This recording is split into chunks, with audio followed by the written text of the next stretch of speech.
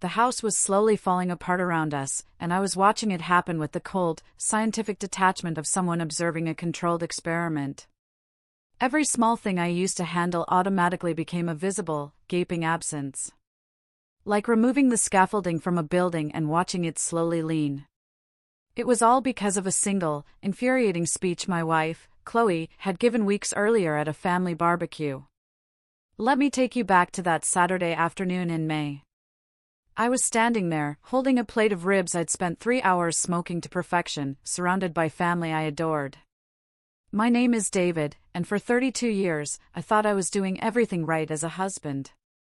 My dad, Michael, had raised me to believe a man showed up, provided, protected, and never, ever complained. My mom, Susan, always said actions speak louder than words, that real love is demonstrated through sacrifice. So, I changed the oil in both our cars without being asked. I fixed the garbage disposal at 2 in the morning when it started that god-awful grinding noise. I carried every single heavy grocery bag from the car to the kitchen because Chloe had a bad back from an old accident. I worked 50-hour weeks as a project manager so she could pursue her passion for graphic design without the pressure of being the primary breadwinner. I genuinely believed she appreciated it. She married me. She smiled when I fixed things. She thanked me when I handled the finances. She never once complained. That Saturday started like any other at my parents' place in Northbrook. My dad was manning the grill with his usual focused intensity.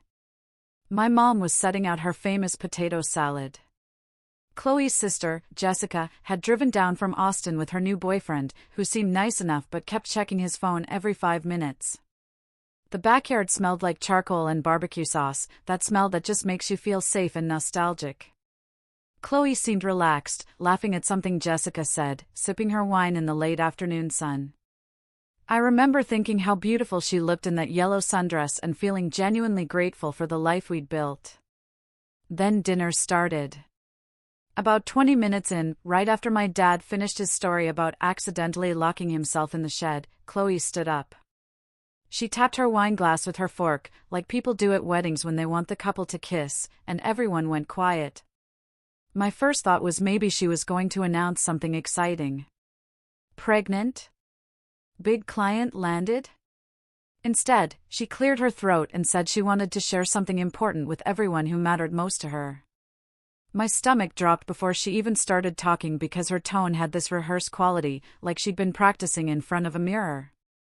She said, "I've been doing a lot of reading lately about relationship dynamics and gender roles, and I've come to realize something really important about our marriage." That exclamation point in her voice should have been my first warning. She continued, saying she'd been reflecting on how traditional masculinity showed up in our relationship, and how much of what we considered normal was actually rooted in patriarchal structures that limited both of us. I watched my dad's face go completely blank, that look he gets when something just doesn't compute. My mom stopped chewing mid-bite. Jessica's boyfriend suddenly became very interested in his coleslaw. Chloe kept going. David embodies a lot of toxic masculine traits, and I think it's time we acknowledge that so he can evolve into a more emotionally available and progressive partner. The word toxic just hung in the air like smoke. She listed examples. My insisting on driving on long trips denied her agency. My handling all our finances infantilized her. My fixing things around the house without asking if she wanted to learn robbed her of growth opportunities. And my making decisions about home security and maintenance without consulting her was controlling behavior. Every single thing I thought made me a good husband was being reframed as evidence of my problematic nature. I could hear my mom's sharp intake of breath and my dad's fork scraping against his plate. In the silence, Jessica looked mortified, staring down like she wished she could disappear. Part of me wanted to defend myself, to point out that Chloe had never once complained about any of these things. That she'd actively encouraged me to handle the finances because she hated dealing with budgets. That she'd thanked me just last week for fixing the leaky faucet she'd been complaining about for days. But something stopped me. And in that moment, I had what you might call a clarity of vision. I realized arguing would be pointless. Chloe hadn't come to this conclusion through logic or observation. She'd absorbed it from somewhere else.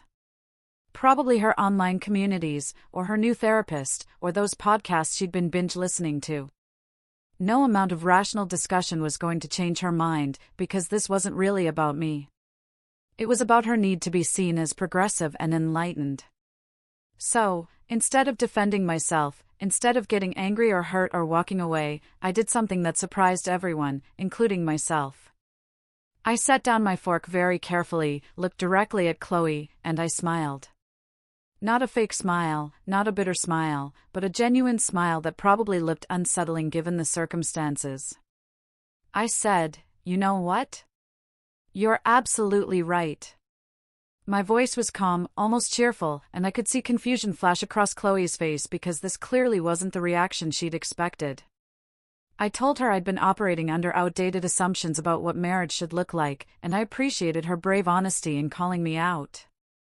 I said I was committed to evolving into the kind of partner she deserved. Someone who rejected traditional masculine roles and embraced true equality in every aspect of our relationship. My dad made a noise that might have been a cough or a strangled protest. My mom reached over and grabbed his hand like she was physically stopping him from saying something. Chloe's expression shifted from surprised to pleased, like she just won an argument she didn't even know she was having. She sat back down, squeezed my hand across the table, told me she was proud of me for being so receptive, and said this was the beginning of a better chapter for us. Jessica looked relieved that the awkward moment had passed. The rest of dinner continued with forced normalcy, but I barely tasted my food. Inside my head, a plan was forming. Cold. Clear. As ice water. If Chloe wanted me to stop being traditionally masculine, if she wanted true equality without any of those protective instincts or provider behaviors she just labeled as toxic, then that's exactly what she was going to get. Not halfway, not partially, but completely and absolutely. I was going to give her the evolved man she demanded. And I was going to do it so thoroughly, so precisely, that she'd understand exactly what she'd just asked for. On the drive home, Chloe talked excitedly about how this was a breakthrough moment for our marriage. She'd been worried I'd react defensively. I kept my eyes on the road and made agreeable noises while mentally cataloging every single thing I did in our daily life that she just categorized as problematic. It was a longer list than I'd realized. When we got home, I told her that starting tomorrow, I was implementing immediate changes to ensure I respected her full autonomy and agency. She kissed my cheek and said she loved me, completely missing the edge in my voice. That night, while she slept, I lay awake staring at the ceiling, thinking about the garbage disposal I'd fixed, the tire I'd changed in the rain last month, the spiders I'd removed from the bathroom, the bills I'd organized, the security system I'd installed, the gutters I'd cleaned, the flat tire I'd changed on her car last winter at midnight. Every single act of service that I thought demonstrated love was apparently just evidence of my toxic need to control and protect. Fine, I thought. Let's see how long love survives without any of that foundation. She didn't know it yet, but Chloe had just dismantled our entire marriage with one speech. And tomorrow morning, I was going to stand back and let her watch it collapse. The evolution began the next morning at 6:30 when my alarm went off. I did something I'd never done in 7 years of marriage. I got up, made myself a single cup of coffee in my travel mug, grabbed my keys, and headed out the door for work without making Chloe's usual cappuccino. It sounds petty when I say it out loud, but that cappuccino had been part of our morning routine since we moved in together. Something I did automatically while she showered, timed perfectly so it was still hot when she came downstairs. That morning, she came down in her bathrobe expecting to find it waiting on the counter, and instead found nothing. I was already gone. She texted me around 8 asking if everything was okay. I replied that everything was great. I was just respecting her autonomy by not assuming she needed me to make her coffee, like she couldn't handle basic tasks herself. She sent back a confused emoji but didn't push it. That was Monday. By Wednesday, the small changes had started to pile up in ways that created friction neither of us acknowledged directly. Our garbage disposal had been making a weird rattling noise for 2 days, the kind of sound that meant something was stuck in the blades. probably a piece of silverware. Normally, I would have already fixed it, but when Chloe mentioned it, I told her I had complete faith in her ability to troubleshoot mechanical issues and that I didn't want to rob her of the learning opportunity. She stared at me for a long moment, then said she'd look up a YouTube tutorial.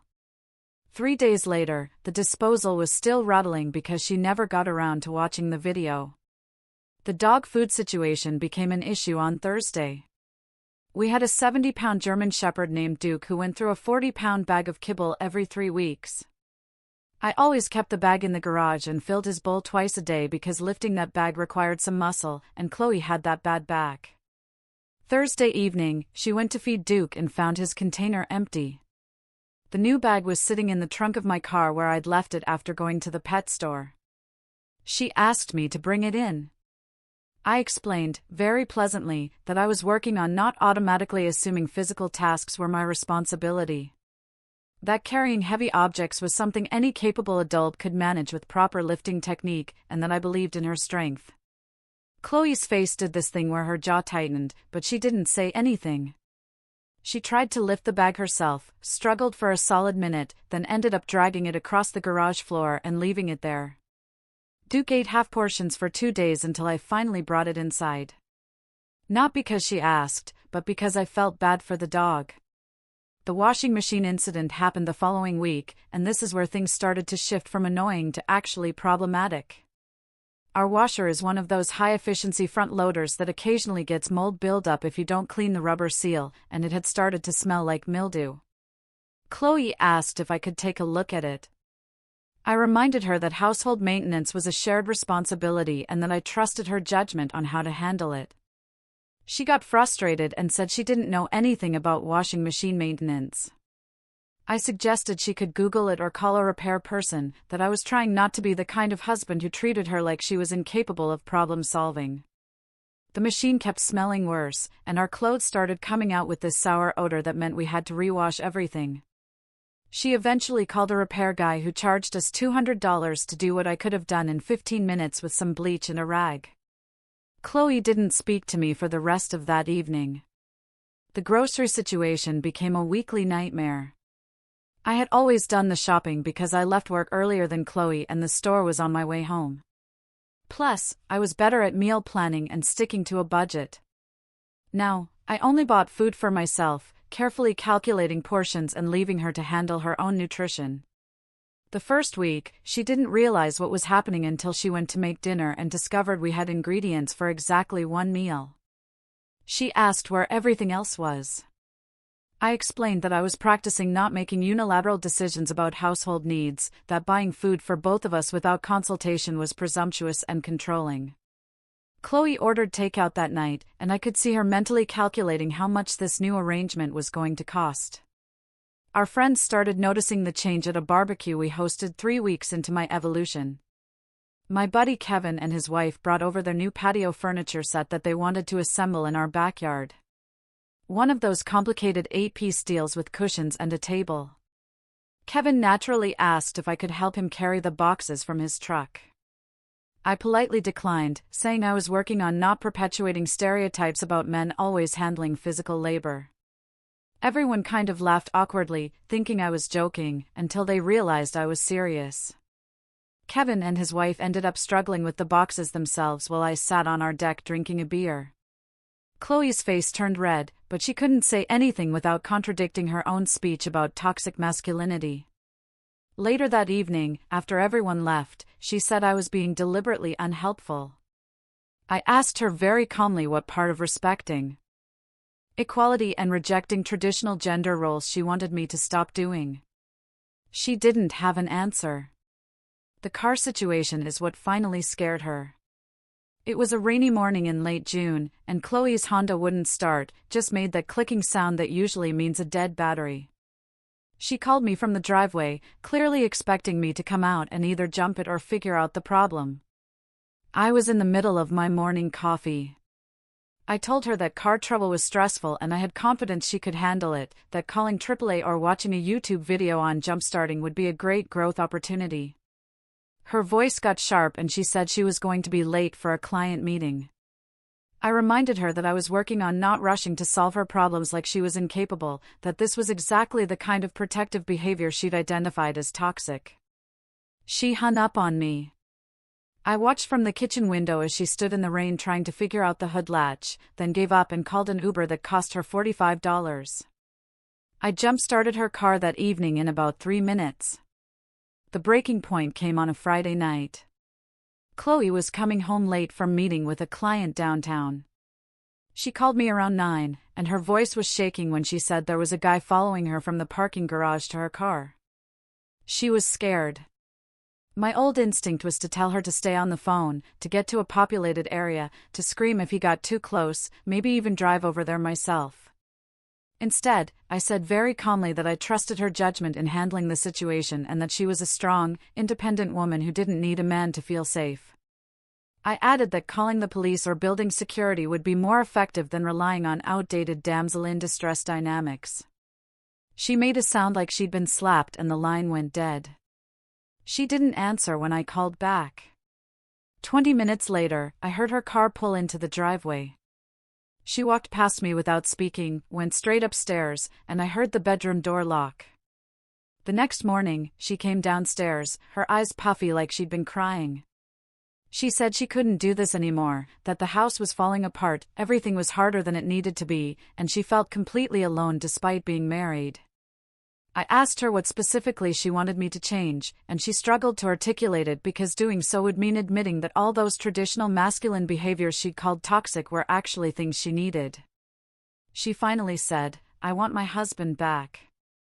And her voice cracked on the last word. I looked at her very carefully and asked, "Which one?" She went quiet because she understood what I meant. Did she want the husband who fixed things and carried heavy bags and made her coffee and protected her?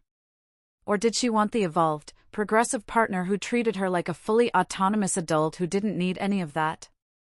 She couldn't have both, and we both knew it. She whispered that she didn't know. I told her to figure it out because I was tired of being criticized for caring. The house fell into chaos over the next 2 weeks, and I watched it happen with the detachment of someone observing a controlled experiment. Dishes piled up in the sink because Chloe kept forgetting to run the dishwasher, and I no longer reminded her. The lawn grew tall enough that our neighbor left a passive-aggressive note about neighborhood standards. Duke tracked mud through the living room because nobody had fixed the loose board on the back porch that created a giant puddle when it rained. Our bedroom had boxes of Chloe's design supplies stacked against one wall because I'd always been the one to install shelving and organize storage solutions. The light bulb in the hallway burned out and stayed dark for 6 days.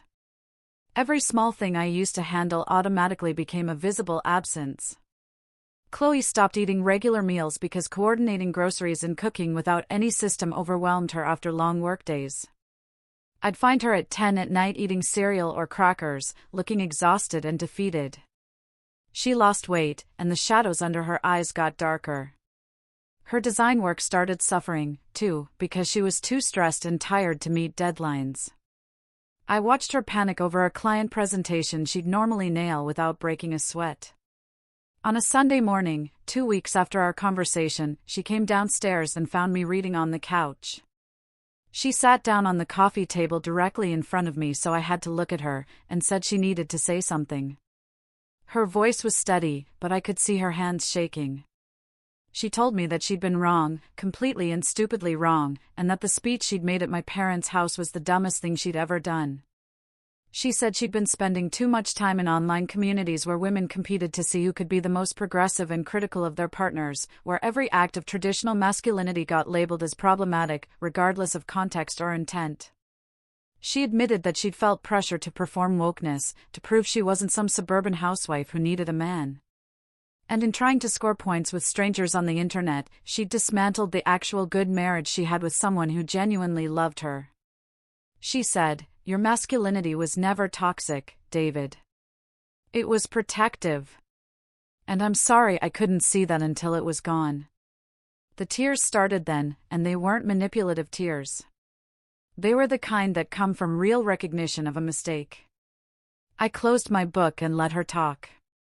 She continued, saying she called her therapist and realized that most of what she'd been reading online was performative nonsense that didn't account for real relationships with real people who had different strengths and preferences. She said she didn't want a gender-neutral roommate. She wanted her husband back, the one who gave a damn about her well-being, even if it meant doing things she could technically do herself. She acknowledged that there was a difference between controlling behavior and caring behavior, between infantilizing someone and simply loving them enough to make their life easier. I sat there for a long moment because this was the crossroads, and what I said next would determine whether we had a marriage worth saving. I told her very clearly that I would never again be publicly humiliated for being the kind of man my father taught me to be. I said if she wanted me back, then she needed to understand that I was going to fix things and carry heavy bags and make her coffee and handle the finances and protect her. Not because I thought she was incapable, but because that's how I showed love, and I wasn't going to apologize for it anymore. I told her she could either accept that this was who I was and appreciate it, or I would help her pack and we could go our separate ways. But I was done walking on eggshells in my own marriage. Chloe nodded and said she understood. Then she asked what she could do to fix this. I told her there was one thing. 3 days later, we were back at my parents' house for dinner.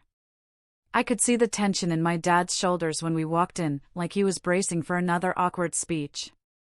My mom hugged us both, but her smile was cautious. We sat down to eat, and about halfway through the meal, Chloe stood up and tapped her glass, exactly like she'd done before. The entire table went silent, and I saw my dad's jaw clench.